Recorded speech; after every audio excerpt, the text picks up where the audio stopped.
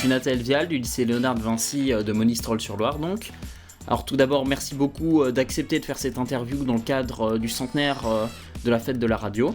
Pour commencer, j'ai 16 ans. Est-ce que Benoît Bouscarel, rédacteur en chef à France Culture et président de l'association de l'onde porteuse clermontoise, à 16 ans, il rêvait déjà de radio? Oui, je rêvais de radio depuis même bien avant encore. J'ai toujours rêvé de radio, je ne sais pas pourquoi, je ne sais pas comment l'expliquer. Je suis d'ailleurs souvent confronté à ce problème quand je parle de radio ou que j'évoque mon parcours comme ça. Je ne sais pas quel a été le déclic ou quelle a été la morsure première, mais je pense à la radio et j'avais imaginé faire de la radio depuis bien longtemps, avant même mon adolescence. Probablement parce que j'ai été dans un environnement familial très porté sur la radio. Mes parents écoutaient France Inter très, très souvent, très régulièrement. Peut-être que j'avais une sensibilité au son aussi qui était et qui est toujours d'ailleurs importante dans ma vie. Je suis très attaché à la puissance du son. Et voilà, plein de raisons qui font que, effectivement, très très jeune déjà, et probablement dans ma plus tendre enfance, j'ai imaginé peut-être un jour travailler à la radio. En réalité, je me souviens aussi que mes parents avaient acheté un jour un tout petit magnéto avec lequel je jouais à l'animateur radio alors que j'avais peut-être 6 ans, quoi. 6 ou 7 ans, disons, voilà. D'accord, merci beaucoup. Et donc Benoît Bouscarel, on peut dire que vous avez le don d'ubiquité, car on vous s'est partagé entre vos fonctions à France Culture à Paris, donc, et votre association clermontoise. On se demande, est-ce que vous pouvez nous dire ce que c'est une semaine type pour vous ? Alors, ça a un peu changé depuis le mois d'août dernier, puisque j'ai pris une année sans solde, c'est-à-dire que je ne travaille plus là pour l'instant à Radio France, en tout cas depuis l'été dernier. Ce qui fait que je peux consacrer mes semaines entières à l'onde porteuse ici à Clermont-Ferrand. Mais les semaines que j'avais avant, effectivement, elles étaient un peu chargées puisque je travaillais le week-end à France Culture. Je montais à Paris en train le vendredi dans la matinée. J'arrivais en milieu de journée pour faire le week-end donc en rédaction en chef à France Culture, et ensuite je redescendais le lundi à Clermont pour prendre mes autres fonctions effectivement plus associatives à l'onde porteuse. Et donc je restais ici du lundi au vendredi, quoi. Ça me faisait 3 jours à Clermont, 4 jours à Paris.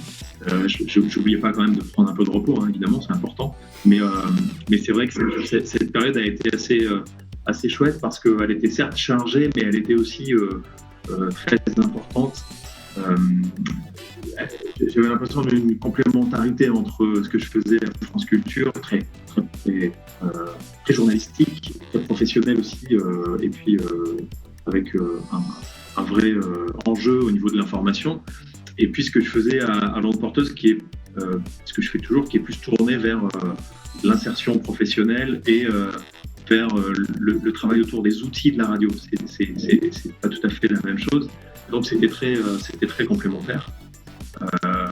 Voilà, avec le train entre Paris et Clermont, ça marchait très bien de faire ces allers-retours. J'avais pas de problème particulier, et je trouvais vraiment qu'il y avait cette complémentarité qui était importante pour moi.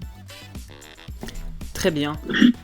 Est-ce que vous pouvez un peu nous détailler les actions et les objectifs donc de cette association qui est l'onde porteuse, à laquelle donc vous consacrez encore du temps aujourd'hui ?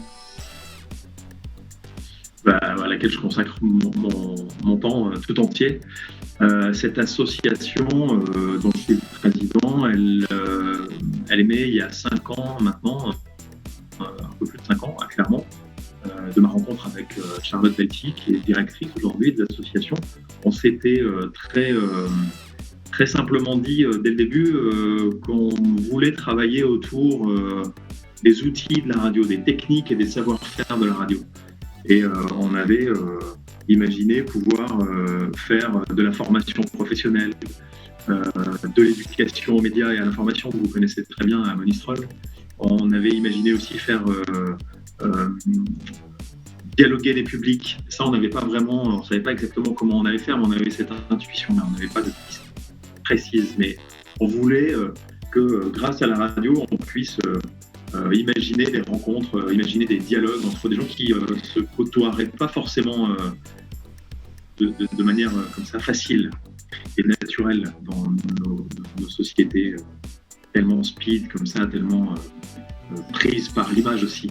Et on s'est donc attelé à la tâche en 2015-2016 et puis on a créé cette association avec au tout début une première activité autour de la formation professionnelle. Comme on vient de la radio associative, Charlotte et moi, on avait très envie de travailler autour de ce qu'on pouvait amener aux radios associatives en termes de compétences, parce que souvent il y a des manques, c'est bien normal, parce qu'on n'a pas forcément l'occasion dans la radio associative d'embaucher des gens qui sont toujours formés pour les métiers auxquels on les destine. Donc on avait cette envie-là d'apporter un peu nos compétences à la radio asso. Donc on a monté un organisme de formation. Et puis petit à petit, donc on a fait de l'éducation aux médias, on a fait des ateliers, on a fait un peu de prestations autour de la radio, de la communication. Et petit à petit, on s'est dit qu'on avait peut-être un autre champ d'expérimentation qui pouvait être assez important, qui était celui de l'insertion professionnelle. Donc on a créé en 2017 le premier atelier chantier d'insertion, utilisant les techniques de la radio. Il fonctionne toujours aujourd'hui et il fonctionne très bien avec 8 salariés qui viennent donc envoyés soit par Pôle emploi, soit par des missions locales, soit par tel ou tel autre prescripteur pour travailler à la radio et avoir la possibilité de reprendre confiance en prenant la parole, tout simplement. Alors effectivement, depuis le 8 janvier 2021, on émet sur Clermont. Donc on est ici dans les studios de la radio et on a la chance de pouvoir exploiter une fréquence. C'est le 98 FM à Clermont. Ça ne va pas forcément beaucoup plus loin autour, mais on a aussi obtenu l'autorisation d'exploiter une fréquence en DAB+. Et donc dès que cette technologie sera déployée à Clermont d'ici quelques années, on aura une couverture un peu plus large. Cela dit, on a aussi un site internet, lechantier.radio, qui nous permet de diffuser de manière beaucoup plus large évidemment nos productions.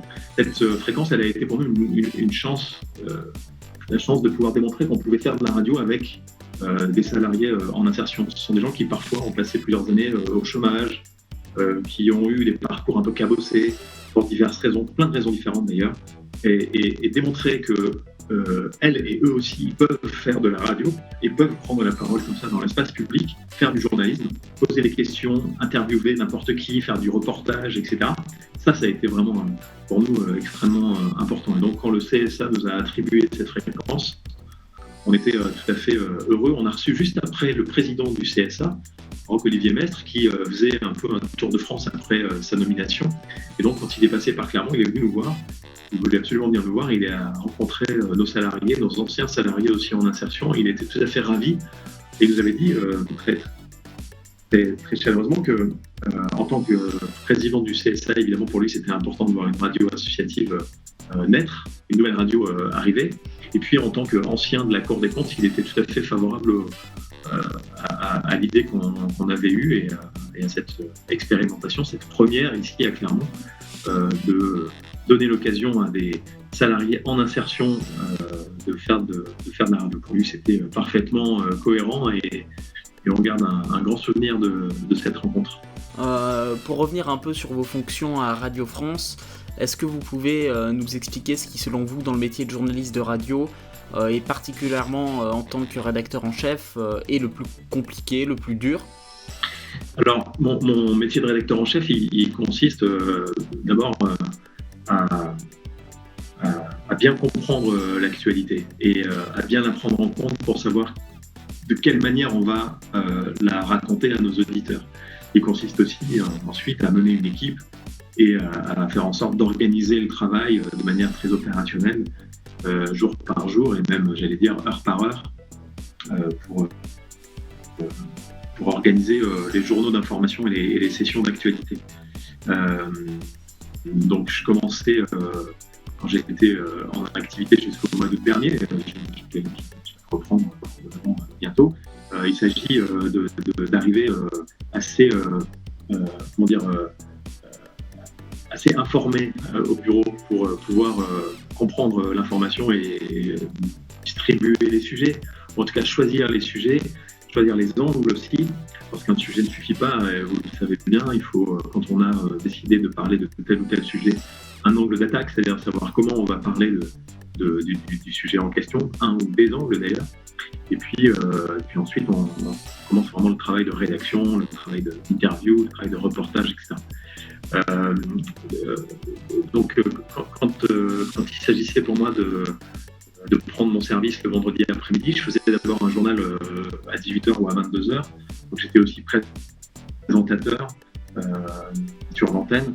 C'était assez intéressant parce que j'avais vraiment du point de départ de l'information jusqu'au moment de la diffusion en direct, j'avais un regard complet.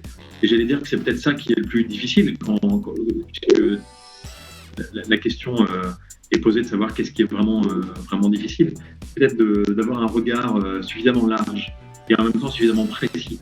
Large sur l'ensemble de l'actualité et précis sur chaque sujet qu'on veut traiter pour pouvoir apporter des choses qui sont intéressantes pour nos éditeurs.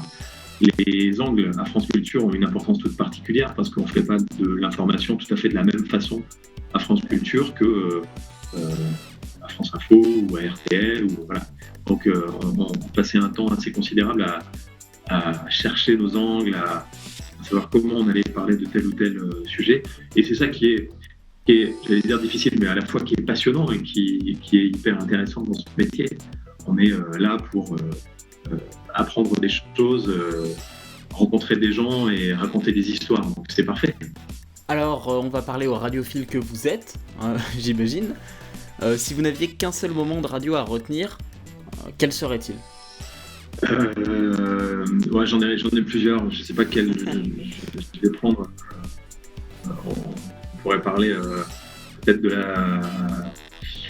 Et je vais prendre un moment joyeux, parce qu'il y a eu d'autres moments qui étaient un peu plus difficiles dans les dernières années, mais un moment joyeux en tant qu'auditeur. C'était en 2000, donc ça remonte un petit peu maintenant. Désolé, Nathanaël, mais en 2000, je prends ma voiture pour aller faire mon tout premier stage à Radio France, dans la rédaction de France Bleu à Valence, qui s'appelait France Bleu Drôme-Ardèche.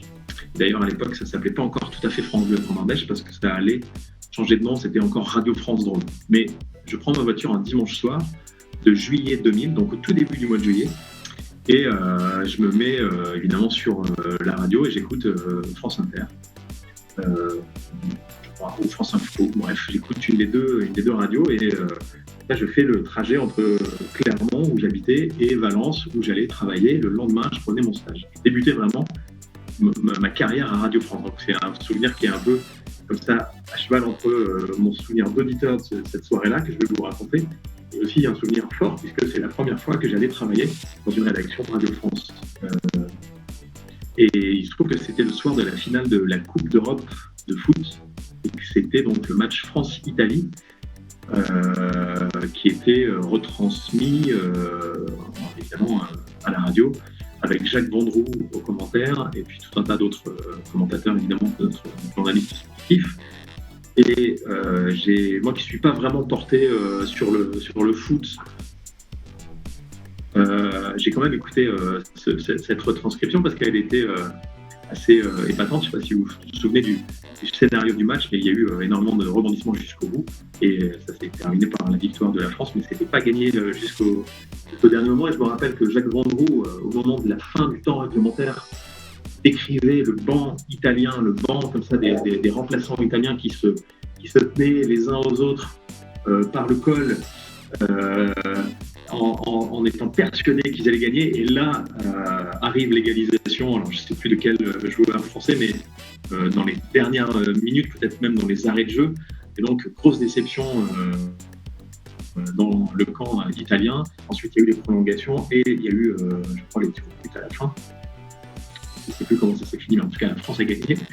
Et je me suis garé sur le bord du chemin pour pouvoir écouter la fin du match, parce que je serais arrivé sinon trop tôt et je voulais absolument savoir comment cette histoire allait se terminer. Donc ça c'est un bon souvenir de radio. J'en ai évidemment plein d'autres, mais si vous m'en demandez qu'un, c'est celui-là. D'accord.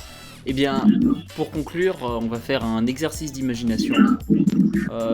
Imaginons que je vous donne les rênes d'une émission de 2 heures, et vous avez carte blanche sur le choix du sujet, ainsi que sur le choix des invités, qu'ils soient vivants ou non.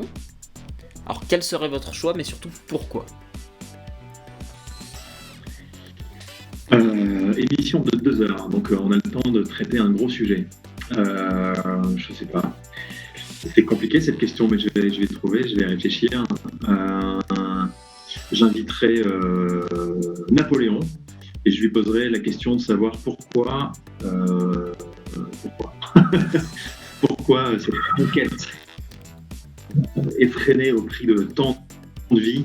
C'est dans l'actualité, on a célébré ou commémoré, on n'a pas trop su comment expliquer ça, mais il y a eu les commémorations des 200 ans de la mort de Napoléon, et alors évidemment il y avait beaucoup de questions autour de ce personnage, fallait-il le célébrer ou pas? Est-ce que c'était le génie du code civil ou est-ce que c'était le boucher des différentes batailles qu'il a pu mener, et des différentes campagnes qu'il a pu mener en Europe? Voilà, je l'inviterai peut-être et je lui poserai plein de questions. D'accord. Eh bien, merci beaucoup.